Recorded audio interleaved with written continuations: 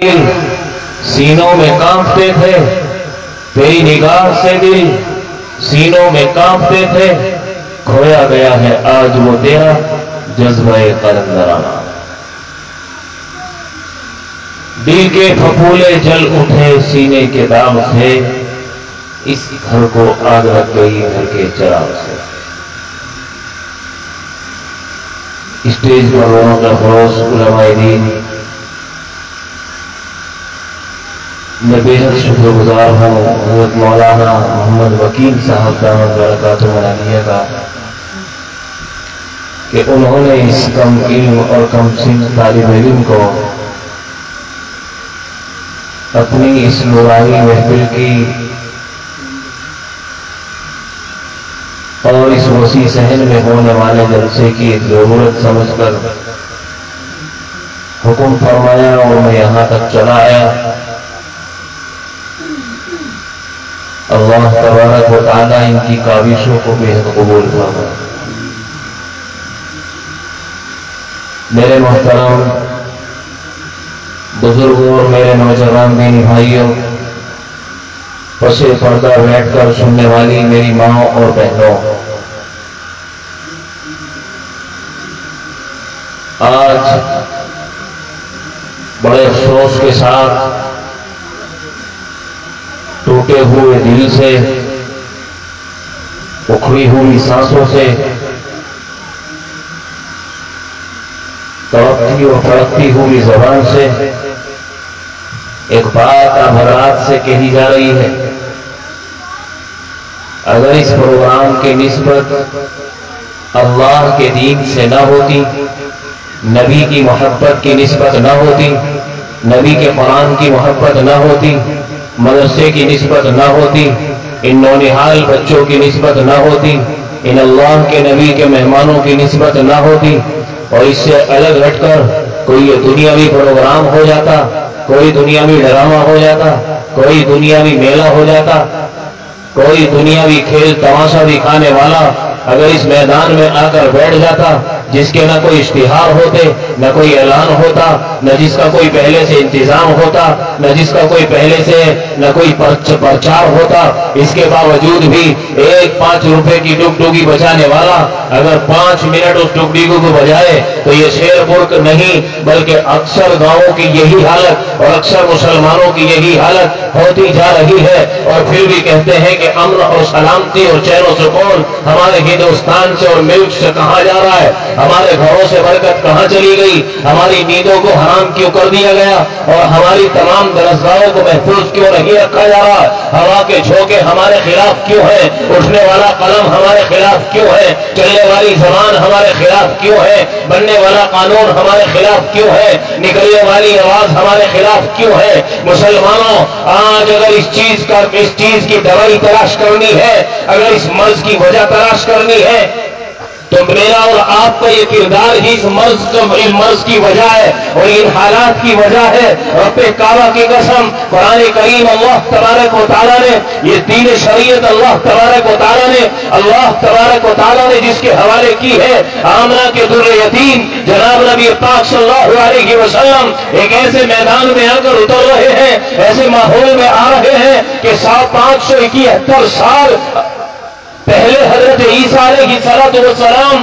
دنیا سے اٹھا لیے گئے۔ دنیا کے اندر تمام فحاشی اور عیاشی اور بدماشی اور درندگی اور تمام وہ کام جو اس زمین کے اوپر ہو رہے، اور زمین ان سے کانپ رہی، آسمان ان سے بھاگ رہا، اور چاند سورج ستارے سیارے اس نظارے کو دیکھ کر یہ آہیں بھرا ہے کہ کیوں زلزلے والا دن نہیں آ رہا، جس زلزلے کا اللہ تبارک و تعالیٰ نے وعدہ فرمایا ہے کہ ایک وقت دنیا کا پیدا ہونے کا تھا اور ایک وقت دنیا کے ختم ہونے کا بھی ہے، ابھی وہ باقی ہے، آ کر کے رہے گا۔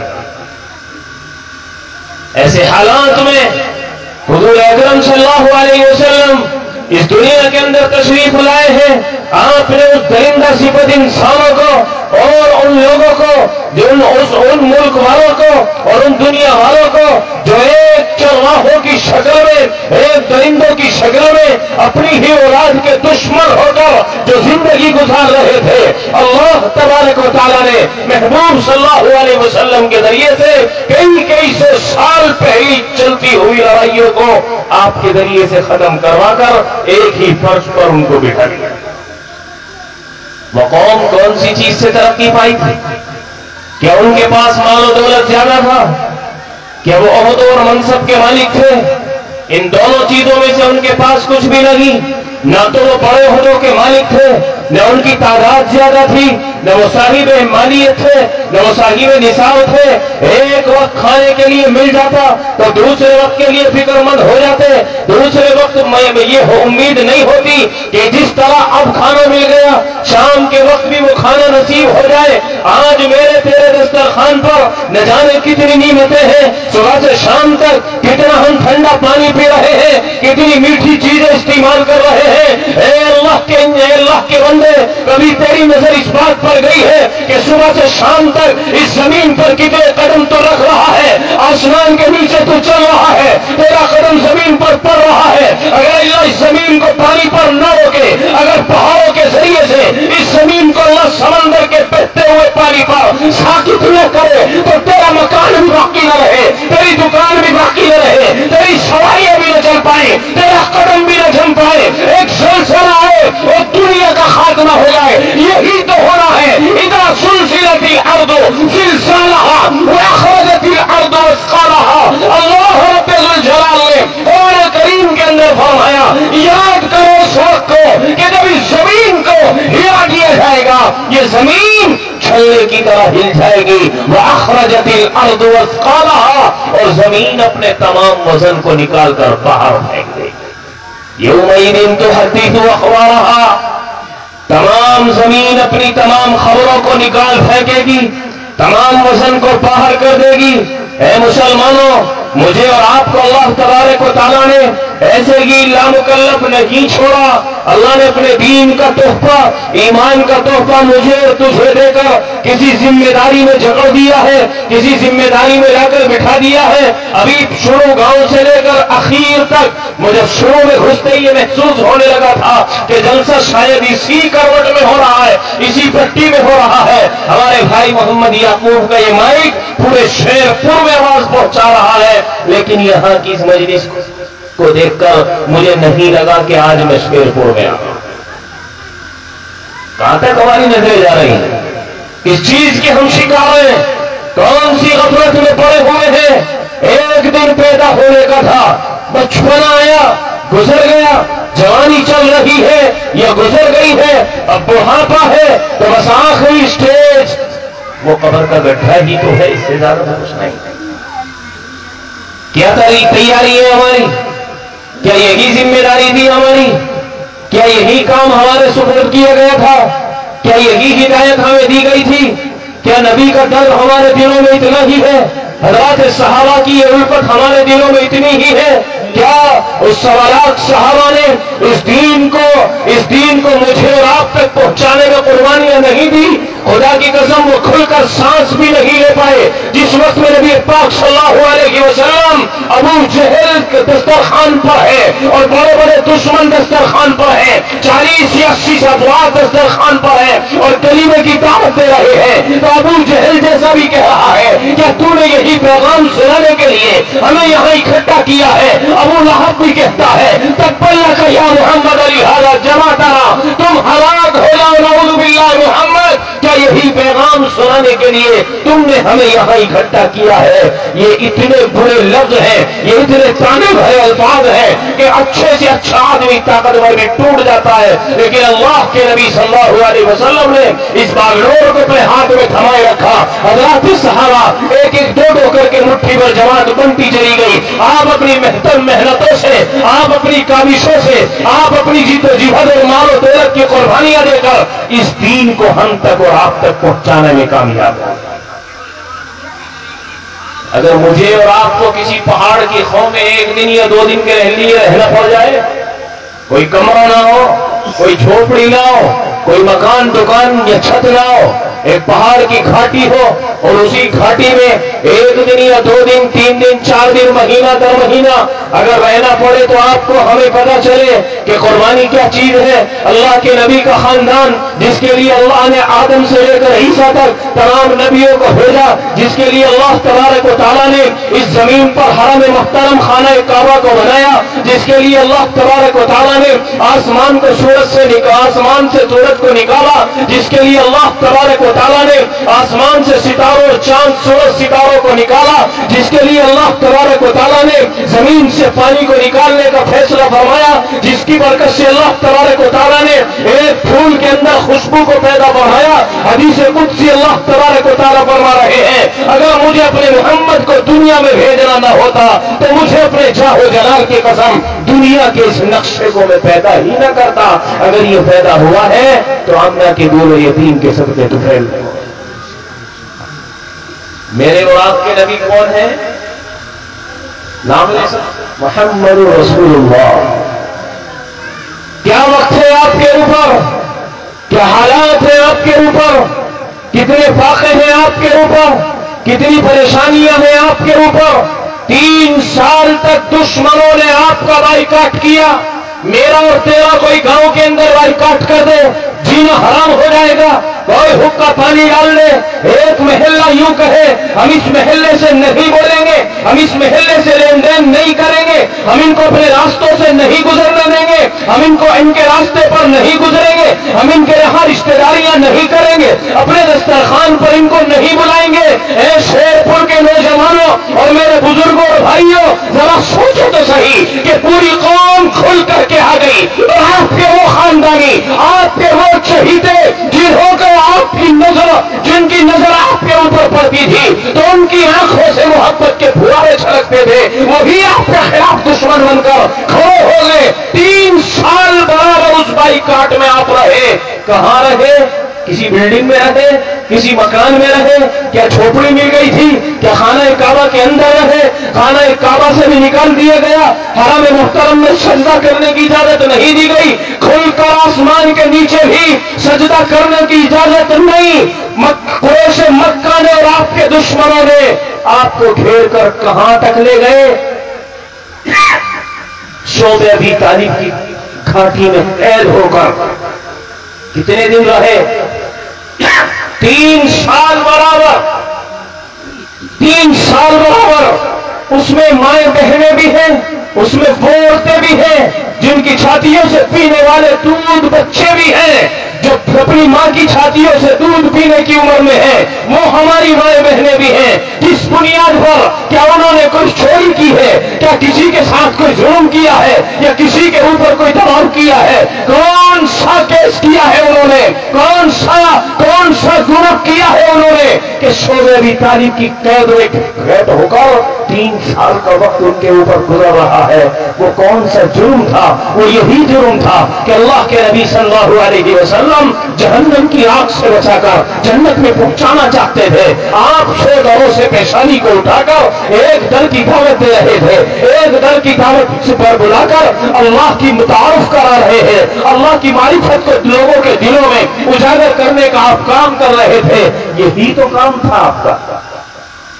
اسی دین کے خاطر جو میرے اور تیرے گھروں میں ہے، اسی قرآن کے خاطر جو میرے اور تیرے بچوں کے ہاتھ میں ہے، ہمارے گھروں کی الماریوں میں ہے، خدا کی قسم مسلمانوں، آج ہمارے گھروں میں جو بے برکتیاں ہیں، آج ہمارے گھروں میں جو بے سکونی اور بے چینی ہے، اس کی مین وجہ یہی ہے، اس کی صرف اور صرف وجہ یہ ہے کہ میرا اور آپ کا تعلق دین سے کٹتا ہوا جا رہا ہے، قرآن سے کٹتا ہوا جا رہا ہے، اللہ کے نبی کے طریقے سے ہم دور ہوتے جا رہے ہیں۔ نہ ہمیں فرائض کا علم ہے، نہ ہمیں واجبات کا علم ہے، نہ ہمیں نبی کے طریقے سے کوئی مطلب ہے، نہ ہمیں صحابہ کے نقشے قدم پر چلنے کی کوئی امید یا فکر ہے۔ اسی لیے ہم دنیا میں در در کی ٹھوکریں کھاتے پھر رہے ہیں۔ اگر کوئی کم حیثیت عمارت ہماری نظروں میں ہے وہ مدرسے کی عمارت ہے، اس سے زیادہ کم حیثیت ہماری نظروں میں کوئی عمارت نہیں ہے۔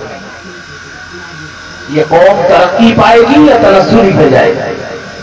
یہ قوم عہدوں پر بیٹھے گی یا پھوٹی جائے گی؟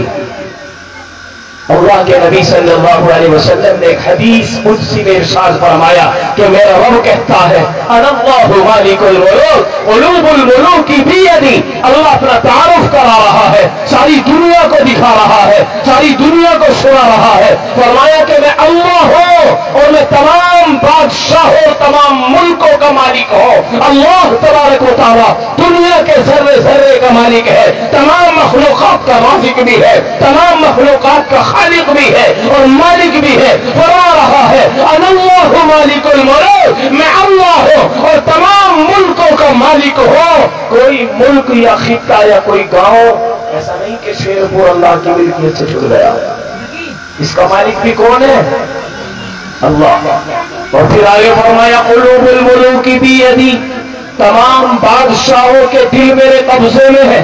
قلوب الملوک بیدی، تمام بادشاہوں کے دل میری مٹھی میں ہے، میرے ہاتھ میں ہے. اب جو قوم میری اطاعت کرتی ہے میں اس قوم کے اوپر ان کے اوپر بیٹھے ہوئے حاکموں کو نرم کر دیتا ہوں، ان کو منصف بنا دیتا ہوں، ان کو انصاف پسند بنا دیتا ہوں، ان کو ظلم کے خلاف کھڑا کر دیتا ہوں. لیکن اگر کوئی قوم میری نافرمانی پر اترتی ہے، میرے اعلان کو ٹھکراتی ہے، میرے دین کو ٹھکرا دیتی ہے، میرے دین کے طریقے سے نفرت کرتی ہے، میرے نبی کے طریقے سے نفرت کرتی ہے، میری نافرمانی پر آ جاتی ہے، تو یاد رکھو مسلمانوں، اللہ تبارک و تعالیٰ فرما رہا ہے پھر میں اس قوم کے اوپر جو بیٹھے ہوئے حاکم ہوتے ہیں ان کو ان کے اوپر جابر بنا دیتا ہوں، ظالم بنا دیتا ہوں. پھر وہ اپنے قلم کے ذریعے سے ظلم کرتے ہیں، قانون کے ذریعے سے ظلم کرتے ہیں، لاٹھی کے ذریعے سے ظلم کرتے ہیں. جو بھی ان کا داؤ چلے اپنے کسی بھی وار سے وہ ان کے اوپر ظلم کرتے ہیں. یہ اللہ کی طرف سے ہوتا ہے. یہ دنیا کا ایک نظام جو چل رہا ہے، یہ چلتے آ رہا ہے، یہ اللہ کی مرضی کے بغیر نہیں. ایک لمحے کے لیے بھی یہ دنیا اللہ کی مرضی کے بغیر نہیں چل سکتی. اس لیے میرے بھائیوں ایک دن میرا اور آپ کا آنے کا تھا. ابھی ہم زندہ ہیں، ایک دن دنیا سے بھی جانا ہے. دنیا سے جانا ہے کہ نہیں جانا ہے؟ ہاتھ اٹھا کے بتاؤ کسے کسے نہیں جانا ہے؟ تمہیں نہیں جانا ہے؟ لکھوا کے لائے ہو؟ اگر کوئی لکھوا بھی لے کہیں سے یہ فرضی مانا جائے. ابھی جب ہم آئے تھے تو شاید ناظم صاحب ہی یا کوئی عالم دین بتا رہے تھے اللہ کے 5 علوم جو اللہ کے پاس ہی مخفی ہے وہ کسی نبی کو بھی نہیں دیے گئے. اس میں سے ایک یہ بھی ہے کہ آدمی کی موت کب آئے گی، کہاں آئے گی، کس وقت آئے گی، کوئی پتہ نہیں. تو اگر کوئی لکھوا بھی لے کہ میری موت نہیں آئے گی تو یہ کاغذ فرضی مانا جائے گا. دنیا کا کوئی بھی آدمی کسی بھی مذہب سے تعلق رکھتا ہو، کسی بھی کتاب کو مانتا ہو، قرآن کو مانے، گیتا کو مانے، رامائن کو مانے، رگ وید کو مانے، کسی بھی کتاب کو مانے، کسی بھی دھرم سے تعلق رکھتا ہو، اللہ کا انکار کرنے والا بھی نعوذ باللہ دنیا میں موجود ہوگا. نبیوں کا انکار کرنے والے بھی ہیں، قرآن کا انکار کرنے والے بھی ہیں، آسمانی کتابوں کا انکار کرنے والے بھی ہیں، فرشتوں کا انکار کرنے والے بھی ہیں. مرنے کے بعد دوبارہ زندہ ہوں گے یہ مسلمانوں کا عقیدہ ہے. اس کے خلاف بھی ایک پوری جماعت ہے اور وہ کہتے ہیں کہ مرنے کے بعد کوئی دوبارہ زندہ نہیں ہونا ہے. تو ہر چیز کا انکار کرنے والا اس زمین کے فرش پر تمہیں اور مجھے مل رہا ہے اور ملتا رہے گا. لیکن ایک آدمی بھی پوری دنیا میں تم تلاش کرو جو یوں کہتے ہیں کہ مجھے موت نہیں آئے گی. کسی کو مان یا نہ مان لیکن موت کو تو ماننا پڑے گا، کیونکہ اپنی آنکھوں کے سامنے اپنے گھروں میں مرتا ہوا دیکھ رہا ہے. اپنے بڑوں کو دبا چکا ہے، کوئی جلا چکا ہے، کوئی بہا چکا ہے. یہ اپنے اپنے انداز ہیں، اپنے اپنے عقائد ہیں. لیکن میرے مسلمان بھائیوں ایک نہ ایک دن دنیا کو چھوڑ کر کے جانا ہے. ہمیں دنیا بنانے کے لیے، دنیا کمانے کے لیے اللہ نے دنیا میں نہیں بھیجا ہے. ہمیں اپنا بنانے کے لیے اللہ نے دنیا میں اتارا ہے. یہ ہمارے لیے دارالامتحان ہے. آخری کلام اللہ نے میرے اور تمہارے درمیان یہ بھیجا ہے. یہ اللہ کا قرآن ہے. جس جگہ بھی یہ بیٹھ کر پڑھایا جائے، جس جگہ بھی بھی بیٹھ کر یہ پڑھا جائے وہ نبی کا گھر ہوتا ہے، اور نبی کے گھر کی حفاظت اور دیکھ ریکھ مسلمانوں پر ہوتی ہے، چاہے وہ اس محلے کے مسلمان ہو چاہے دوسرے محلے کے مسلمان ہو۔ ساری دنیا کے تمام مدارس جہاں اللہ کے کلام کی تعلیم ہو رہی ہو وہ سارے دنیا کے ایک ایک مسلمان کی درسگاہ ہے اور مدرسہ ہے اور وہ گھر ہے اللہ کے نبی کا، اس سے محبت لازمی کرنی چاہیے اور واجب چیز ہے۔ اس لیے میرے بھائیوں ہماری زبانوں پر جو آج کل یہ چلتا آ رہا ہے کہ ہماری مسجد یہ ہے، ہمارا مدرسہ یہ ہے، ہماری عیدگاہ یہ ہے، اس ہماری کے چکر میں ہمارا بہت بڑا نقصان ہو گیا۔ اسی لیے ایک میں لفظ کہا کرتا ہوں، مسلمانوں یہ کہا کرو کہ دنیا میں جتنی بھی مساجد ہیں وہ سب ہماری، کہو انشاءاللہ۔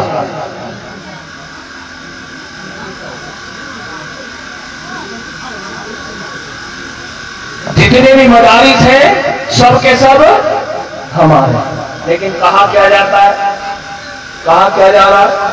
اورنگ آباد کا معاملہ ہے، میرٹھ کا ہے، مظفر نگر کا ہے، شیرپور کا ہے، کسی بھی گاؤں کا ہے، کوئی مدرسہ کوئی شروع ہو گیا، کوئی بڑا جو آدمی ہوگا وہ مولانا کا یا قاری صاحب کا نام نہیں لے گا، وہ دادا کا نام لے گا، اس کے پوتے کا مدرسہ ہے۔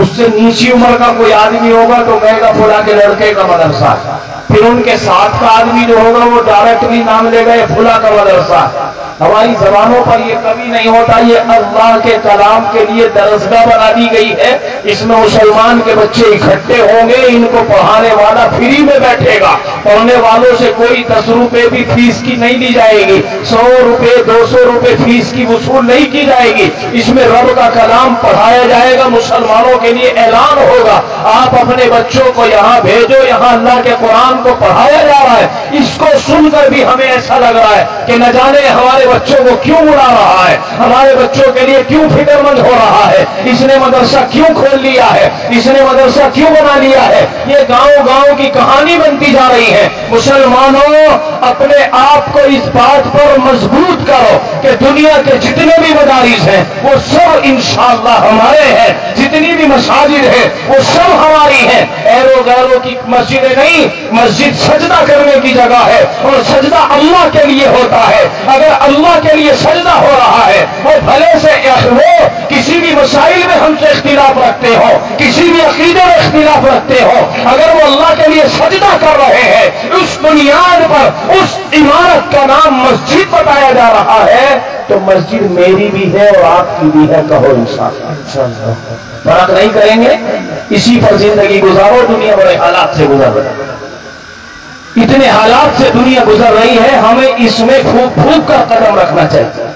ہمارے نوجوانوں کے سجدوں کی آج ضرورت ہے، ہمارے بزرگوں کو آج تسبیح پر رونے کی ضرورت ہے، ہماری مائیں بہنوں کو قرآن کی تلاوت کی ضرورت ہے، ہمارے بچوں کے سینوں میں قرآن کی ضرورت ہے۔ آج یہ دین سے دوری کی تو بات ہے، نہ بڑوں کا احترام ہے نہ چھوٹے کا احترام ہے، نہ بڑے چھوٹے کی کوئی تمیز ہے نہ عزت ہے نہ کوئی وقار ہے، نہ مدرسے کی کوئی اہمیت ہے، نہ اپنے علماء سے کوئی الفت یا محبت ہے، بس اپنا اپنا راستہ ہم اختیار کیے ہوئے ہیں اور جس کا جہاں جی چارہ چلا جا رہا ہے بس کوئی روکنے والا اس کو برا لگ رہا ہے۔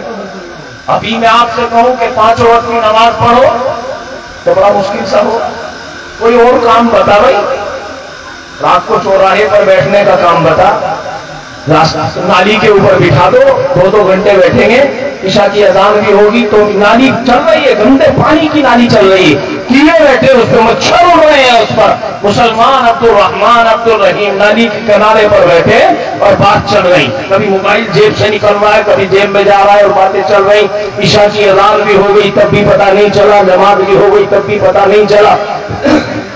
اب وقت ہی جب زیادہ ہوا 11 بجے 12 بجے تو اب گھر سے فون آ رہا ہے کہ بیٹے کہاں رہ گئے، کیونکہ ابھی یار دوستوں میں ہوں، اب یار دوست یا تو اس کے وہ مچھر ہے،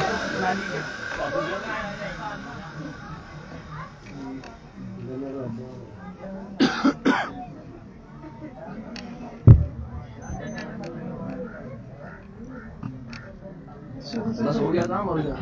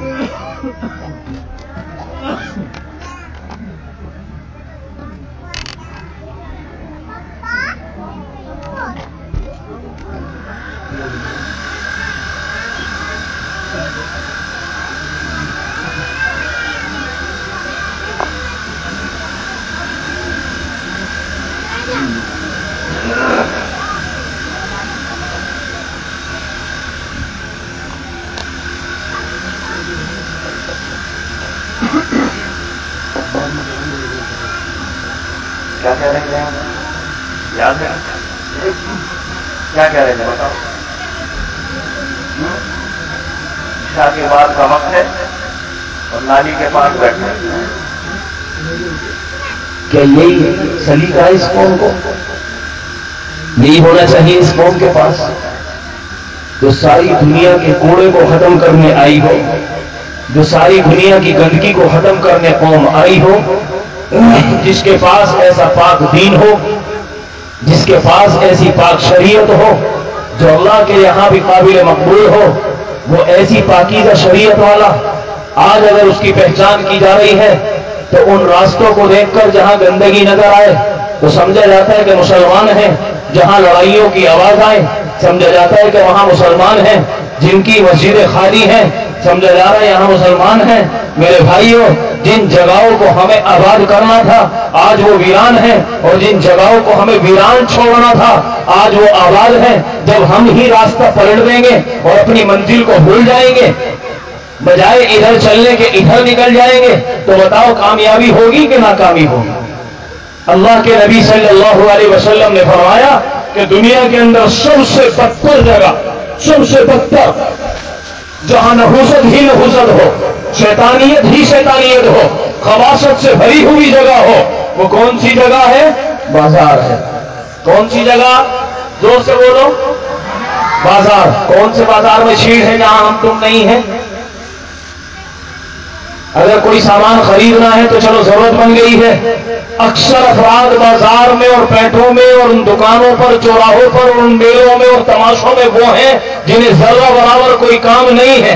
اللہ کے نبی صلی اللہ علیہ وسلم نے فرمایا کہ دنیا کے اندر سب سے پاکیزہ جگہ اگر کوئی ہے وہ اللہ کے گھر مسجد ہے۔ اب آپ مجھے بتائیں کہ بازار آباد ہیں یا مسجدیں آباد ہیں؟ ہماری مسجدوں میں دیکھا جا رہا ہے کہیں کہیں ظہر کی اذان اور نماز میں خدا کی قسم ایسی مسجدیں ہمارے محلوں میں ہیں، اگر گھروں کی گنتی کی جائے تو کوئی 150 گھر محلے میں ہیں، کوئی 100 گھر محلے میں ہیں، اور ظہر کی نماز پڑھنے کے لیے اگر مسجد پہنچ رہے ہیں تو تکبیر پڑھنے والا بھی امام کو مشکل سے نظر آ رہا ہے کہ کون میرے پیچھے کھڑا ہو اور وہ تکبیر پڑھے اور جماعت ہو جائے۔ جس قوم کے اندر یہ عیب پیدا ہو جائے جو اللہ کی اطاعت سے بھاگنے لگے، جو نبی اللہ کے قانون کو توڑنے لگے اور نبی کے قانون کو توڑ کر آپ کے طریقے کو چھوڑ کر زندگی گزارنے پر کمر بستہ ہو جائے اور اپنا راستہ اپنی مرضی سے اختیار کر لے، تو یاد رکھو مسلمانوں، اللہ کا قانون بھی یہی ہے کہ دنیا کی زمین پر اور دنیا کی زندگی میں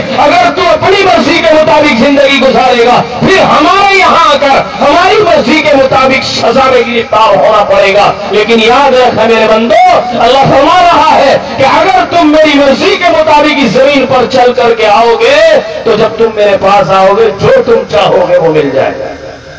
آج ہم دنیاوی ترقی کے لیے کیا کچھ نہیں کر رہے ہیں، اپنے مکانوں کے لیے کیا کچھ نہیں کر رہے ہیں، اپنی لباس اور پوشاک کے لیے کیا کچھ نہیں کر رہے ہیں، لیکن اگر نہیں کر رہے ہیں تو ہماری نظر اپنی معصوم قوم بچوں پر نہیں جا رہی ہے کہ جو ان پڑھ ہو رہے ہیں، جو اتنے اسکول کالج ہونے کے باوجود اور اور اتنے मदारिस का निजाम हमारे उलमा के कुर्बानी देने के बावजूद कि इन्होंने महल्लों में अल्लाह के नबी के घरों को बसाया। अगर मुसलमान कौम चाहती तो इनके घरों में एक बच्चा भी ऐसा न होता जिनके दिल में कुरान न होता, जिनमें कुरान का इल्म न होता, एक जवान भी ऐसा न होता जो मस्जिद से दूर होता, दीन के माहौल से दूर होता।